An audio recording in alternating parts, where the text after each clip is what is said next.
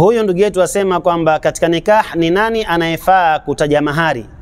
Kwa sababu mimi niliolewa na si kuulizwa mahari wala sikusikia kwamba yametajwa. Tupenda kumweleza ndugu yetu huyu bali na wasikilizaji na watazamaji wetu wote kwa jumla kwamba mahari ni haki ya mwenye kuolewa. Mahari ni haki ya mwenye kuolewa. Yani mwenye kuolewa ima ni msichana ambaye kwamba ni mdogo atazungumziwa na babake na mamake, ama vile vile awe ni mke mkuu ambaye kwamba pengine hata hana baba na mama. Ndio tukasema kwamba mahari ni haki ya mwenye kuolewa. Kwa maana hiyo ni lazima msichana wakati anapoolewa aulizwe kuhusu mahari yake. Ama ndio pengine ni msichana ambaye kwamba hajaweza kuelewa mambo mengi, babake anaweza kumtajia na anaweza kumpitishia jambo kama lile.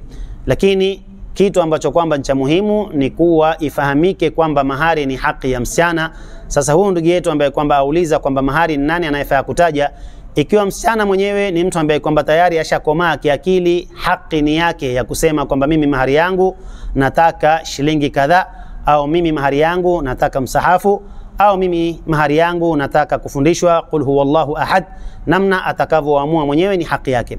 Lakini inapokuwa pengine ni msichana ni mdogo, miaka 13, 14, pengine hajafahamu dunia ilivyo, hajaweza kujua maslahi yake, basi wali wake anaweza kumtajia kwa kile ambacho kwamba atakiona ni maslahi kwa mtoto wake, na ndoa ni yenye kusihi bila ya matatizo wala haina shaka yote. Kwa hiyo tupenda kumwambia ndugu yetu huyu kwamba japokuwa wewe hukusikia kuhusu mahari yako wala hukuyataja wala hukufahamishwa, lakini ndoa yako iko sahihi, isipokuwa kama utaweza kumuuliza babako, muulize mahari yangu yalikuwa ni kitu gani na yalienda wapi, wala hakuna ukosefu wa adabu wala usimkosee. Hiyo ni haki yako na ni haki ambayo kwamba umewekewa na Mwenyezi Mungu Subhanahu wa Ta'ala. Wallahu wa rasuluhu a'lam.